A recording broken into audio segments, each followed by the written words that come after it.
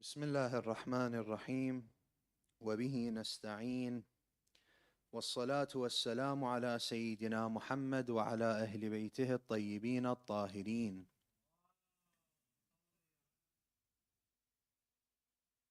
واللعنة الدائمة على أعدائهم أجمعين من الآن إلى قيام يوم الدين. القول مني في جميع الأشياء قول آل محمد فيما أسروا وما أعلنوا وفيما بلغني عنهم وفيما لم يبلغني. أما بعد، فقد قال رسول الله صلى الله عليه وآله: الحسن والحسين سيدي شباب أهل الجنة، صلوا على محمد وآل محمد.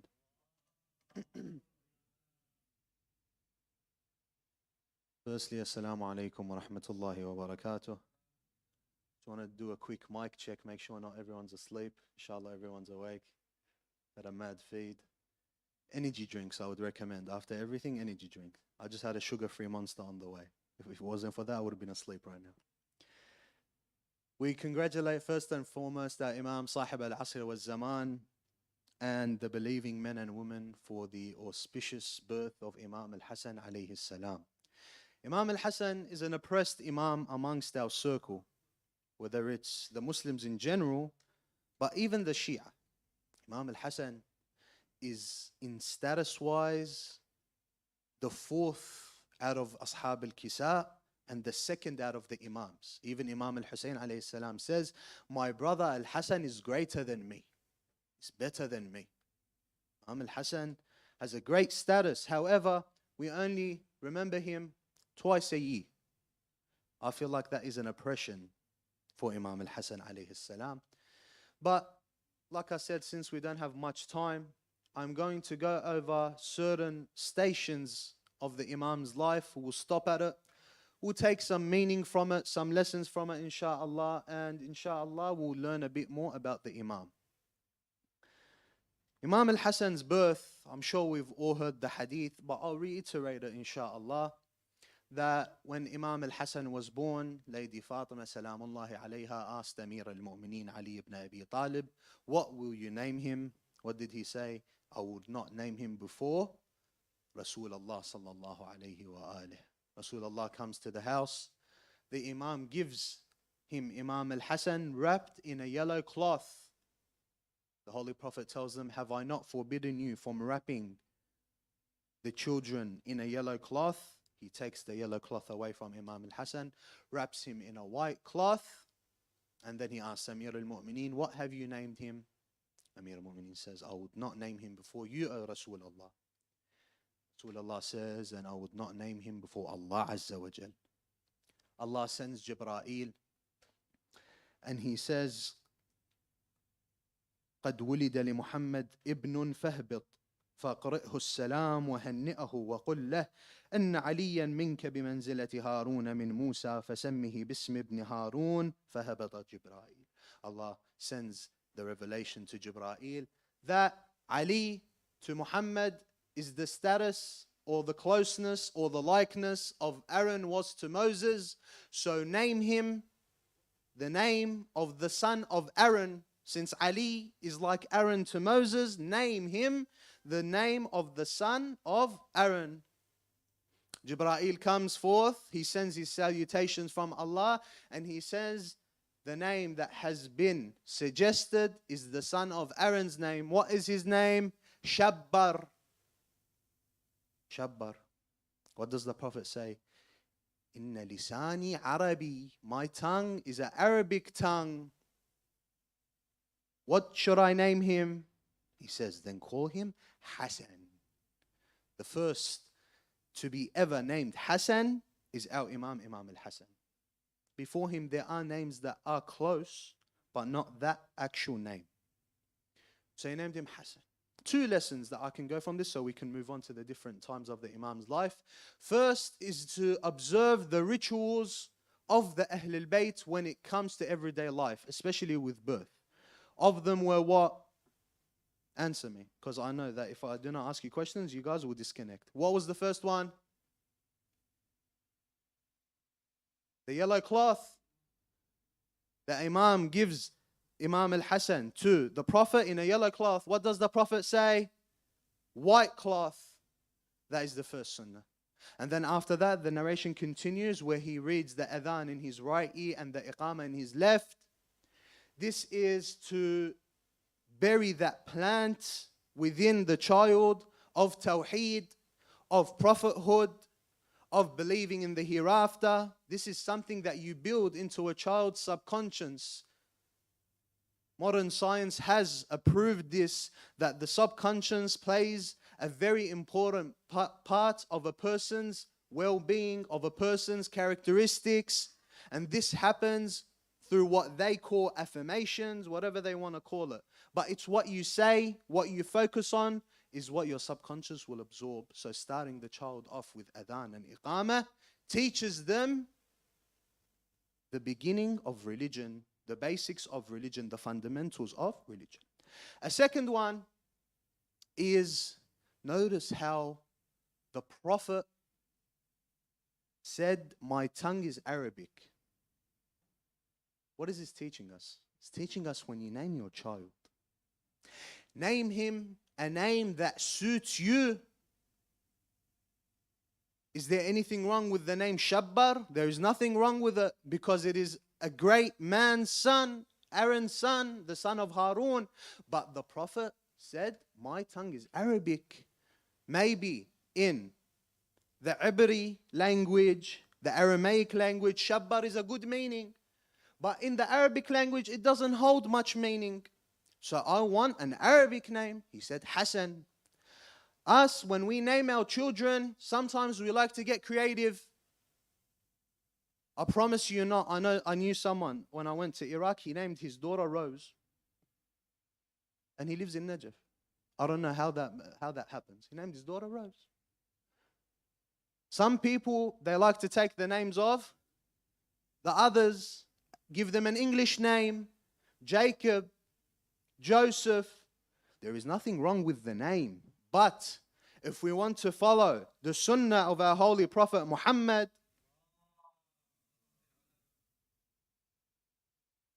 we must understand that we have to give a name that suits us. And what better names than the names of Ahlul Bayt? There is nothing wrong with the name Jacob, nothing wrong with the name Joseph. But in our context, it doesn't hold the meaning of Yaqub, Yusuf. These words have meanings. They have beautiful meanings. Ali has a beautiful meaning. Hassan means goodness. Hassan, all forms of goodness. Ali, Fatima, Muhammad. So these are lessons that we can observe from the birth of Imam al-Hassan. Now, throughout Imam al-Hassan's childhood, we see that the Holy Prophet, peace be upon him, stressed his importance in front of everyone. In front of the Sahaba, in front of his own family, in front of his own wives, even in front of the Christians on the day of Mubahala. He always brought forth Imam al-Hassan, and with him Imam al-Hussein. And the other school of thought, more than 100 narrations, I'm giving you the lowest number, more than 100 narrations about the merits of Imam al-Hassan and Imam al-Hussein have been narrated from the other school of thought regarding their merits. This means that the Prophet stressed these merits of Imam al-Hassan. Now I ask you a question.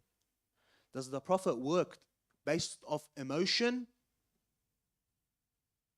Does the Prophet let his emotions get a hold of the better of him? Of course not. وَمَا يَنطِقُ عَنِ الْهَوَىٰ. And he does not speak of his own accord, except it is what? Revelation, an order from Allah. So when the Prophet stresses Imam al-Hassan and Imam al-Hussein, Sayyidai Shabab Ahl al-Jannah, the masters of youth of paradise, Al-Hassan wal-Hussein, Imaman, Qama aw Qa'ada. Al-Hassan wal-Hussein are Imams, whether they stand up and fight or whether they sit down and choose peace. What's the purpose of this? To give us a mizan, to give us a balance, to give us a guide, that when the Prophet says Imam al-Hassan wal-Hussein are the masters of the youth of paradise, That means the keys of heaven are in their hand. If you're a master of a certain place, the keys are in your hand. So whoever goes against Imam al-Hassan, is there a chance that this person will go to heaven? How can he? When he's going against the master of paradise. Because everyone will be a youth in paradise. As we know the story of the old lady. She goes to the Prophet. She says, "Oh, I'm going to be an old lady in heaven." He says, "You will be a youth in heaven, inshallah." Everyone will be a youth in paradise. These are natural rules that apply to the hereafter. What's natural here is not natural there. Different. So when the Prophet puts these guidelines, is that you know that later there will be a group that will go against my son. There will be the Shia that will attack my son Al-Hassan because he does the peace treaty with Muawiyah. But know that Al-Hassan wal Hussein are Imams, whether they stand up and fight. Like who?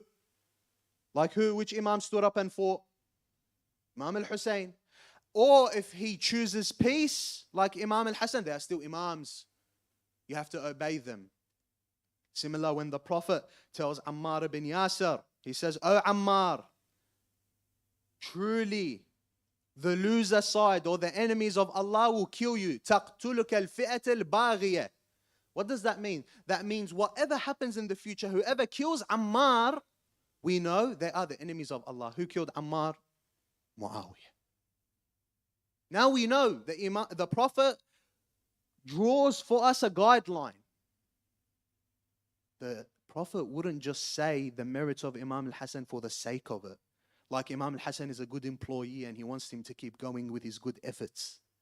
No, the Prophet plans more than this. He works at a higher frequency than we understand the Prophet that works in. So when he does this, it's to teach us. So that's regarding the Prophet and Imam al-Hassan alayhi salam. Now, moving on to the knowledge of Imam al-Hassan alayhi salam. Imam al-Hassan inherited the knowledge of his father. And his father inherited the knowledge of Muhammad.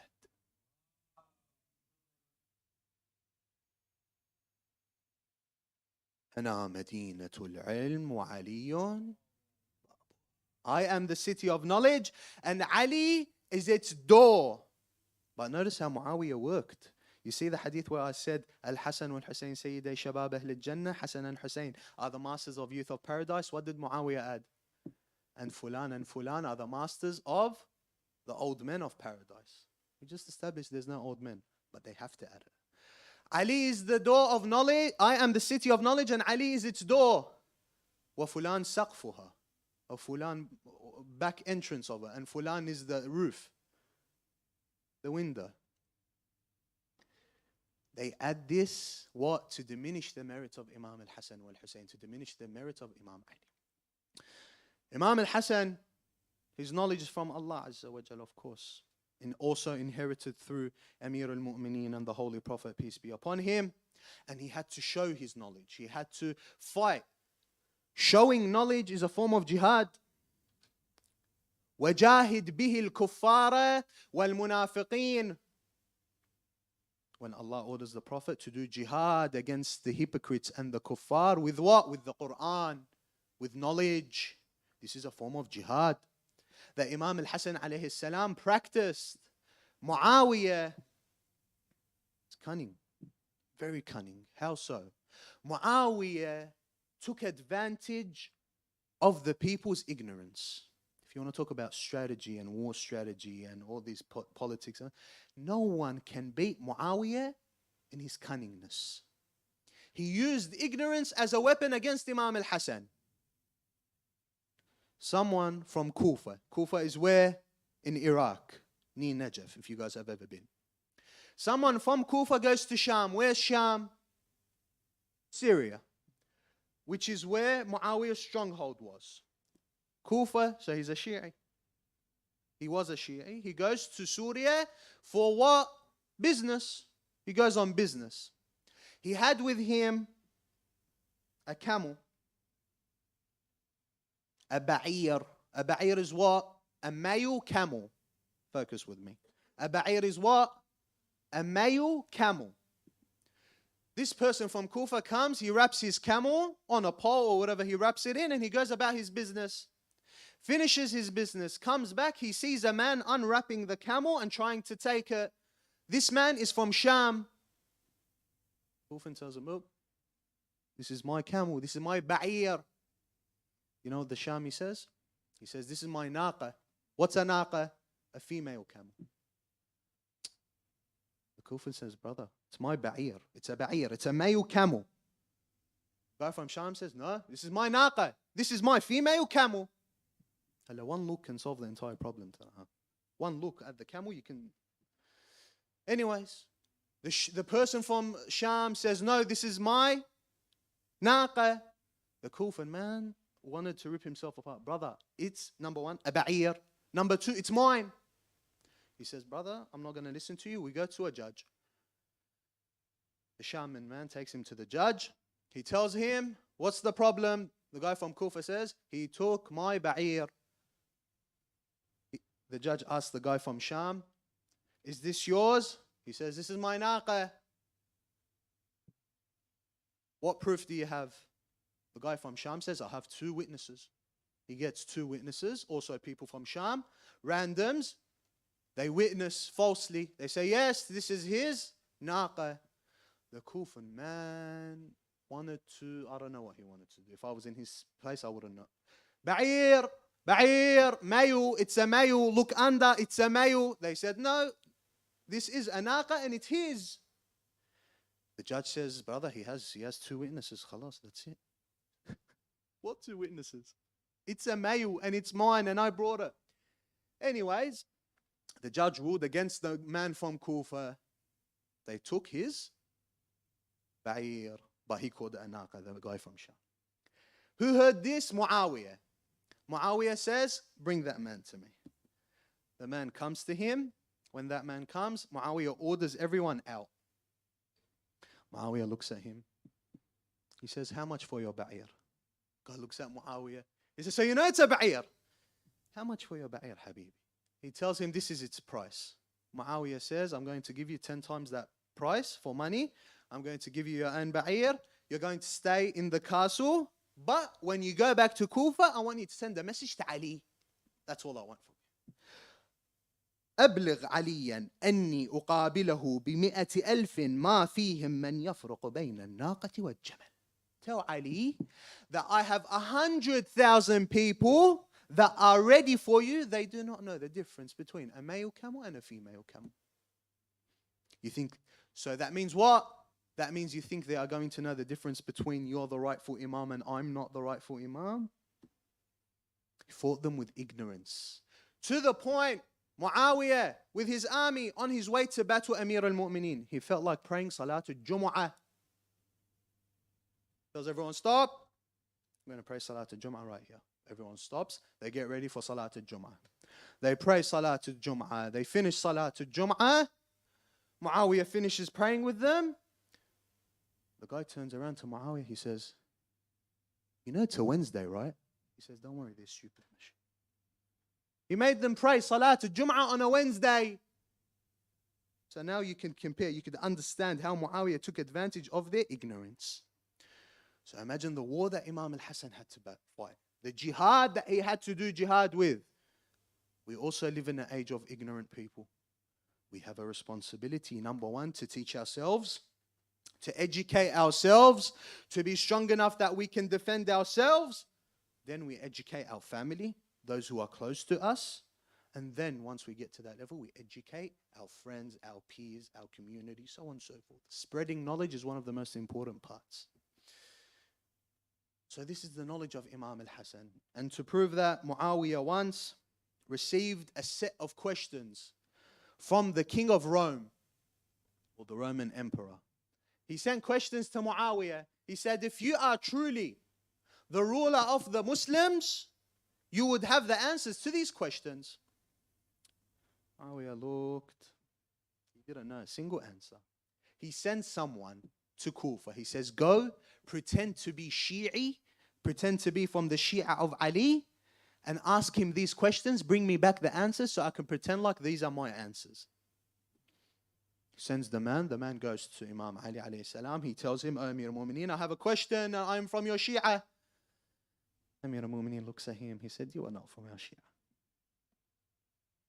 Sometimes you can tell. Sometimes, of course, Amir al-Mu'mineen uses his divine knowledge. Sometimes you can tell. This person is Shi'i, this person is not. Just by looking at him. Subhanallah. Subhanallah. Just by looking at the man. You can tell if he has the blood, the love of Muhammad wa Ali Muhammad.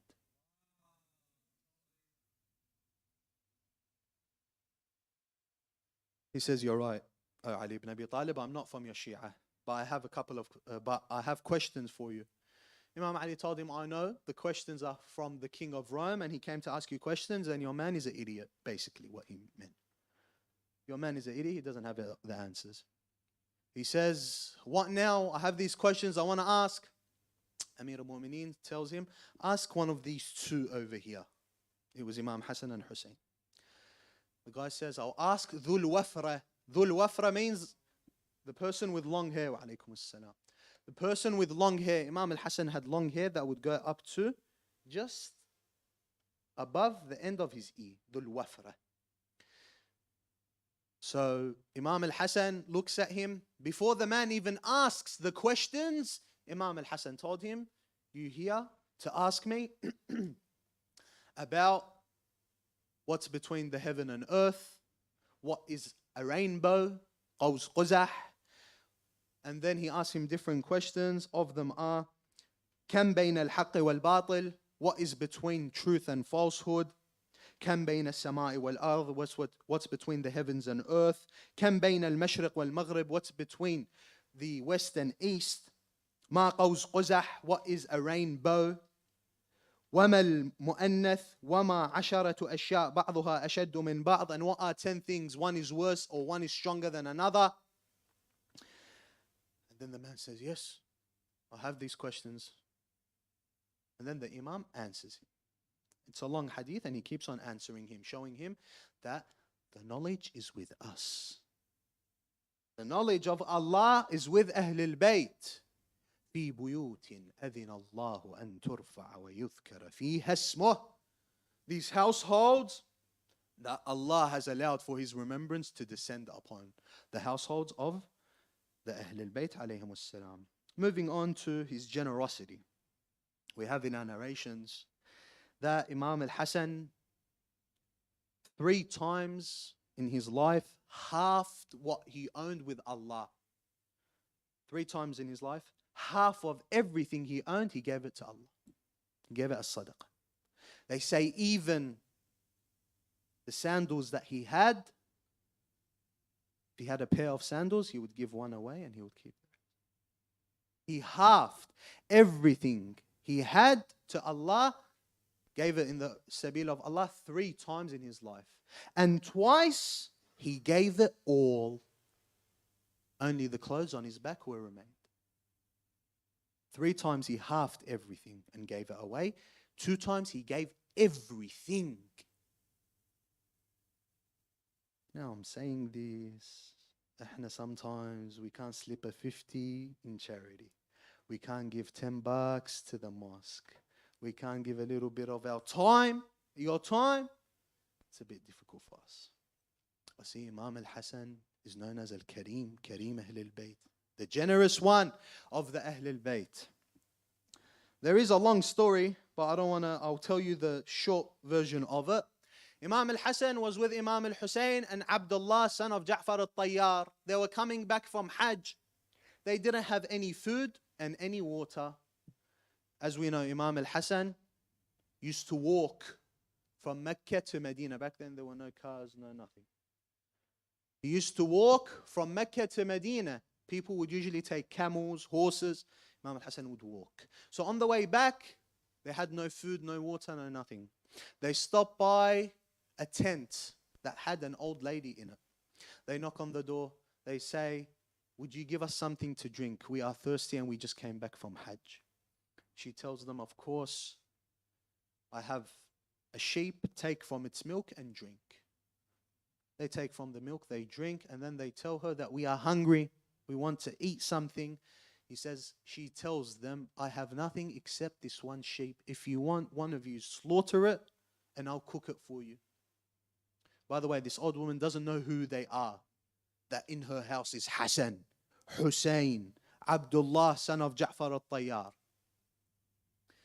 So anyways, one of them slaughters it, the woman cooks it, they eat, they leave, but they tell her, if you ever come to Medina, we are from Quraysh and we will repay the favor that you gave us.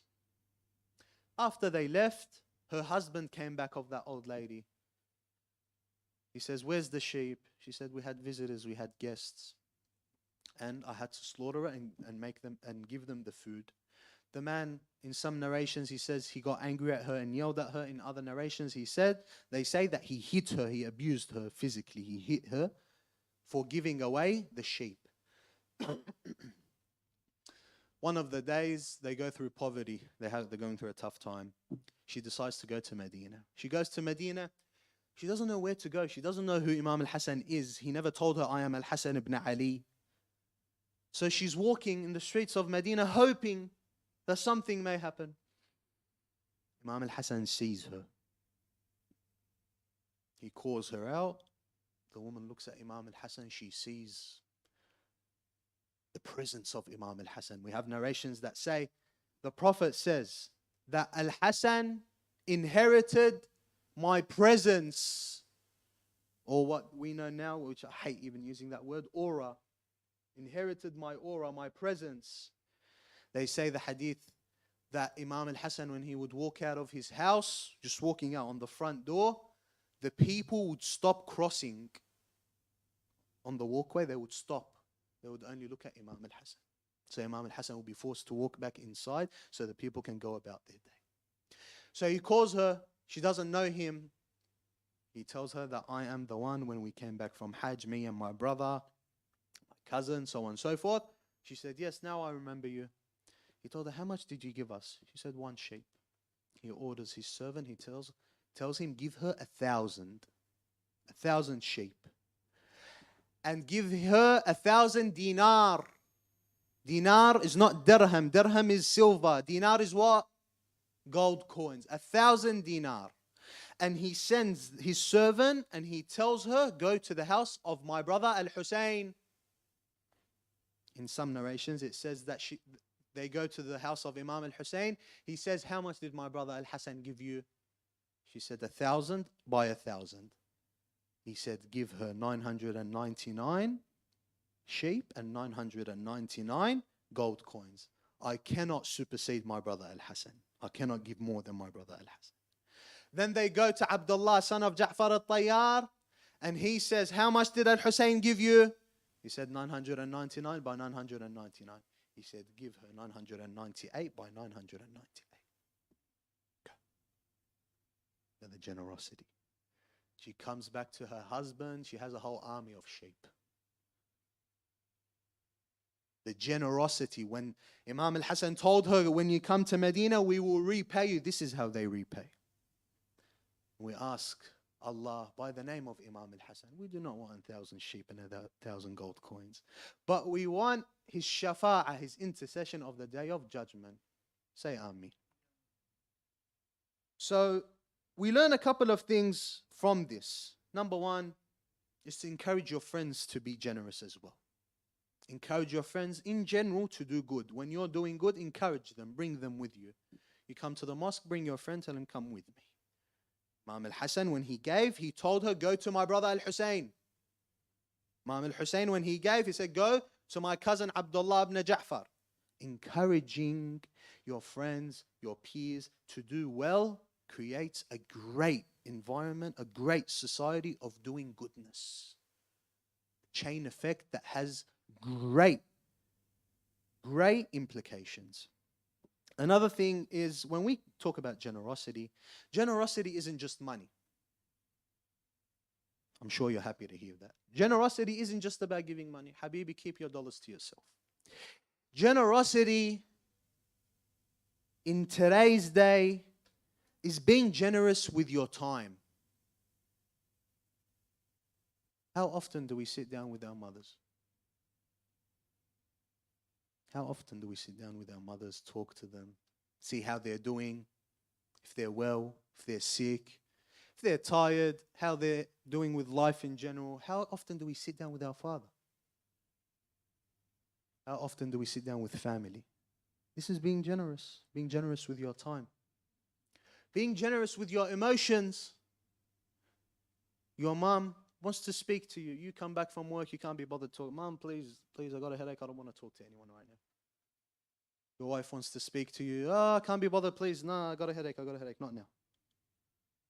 Your son comes to you. He wants to show you his certificate or his A grade or whatever he got. Oh, yeah. Good. But you still don't do this. Why are you being stingy with your emotions? Your wife cooks. She asks you, how's the food? You tell her, yeah, it's good. Better than last week's food. That was terrible. Why? Why do you have to let her down? Why do you have to do that? Why do you have to be stingy with your emotions? If you are not generous with your money, at least be generous with your emotions. You will be surprised how much you're going to regret it later on in life. Not appreciating someone, even your friends, your family. How often have you stopped and said, Mom, I love you, I appreciate you. Thank you. Do you know how much that means for a mother to hear this from her son or daughter? You know how much it means for the husband or wife to hear it from their spouse? Do you know how much it means for a son or daughter to hear it from their mother or father? We live in a time where there's little appreciation between us. It doesn't create a good bond. And trust me, later on, we all end up regretting it. That I did not show my love more for my wife.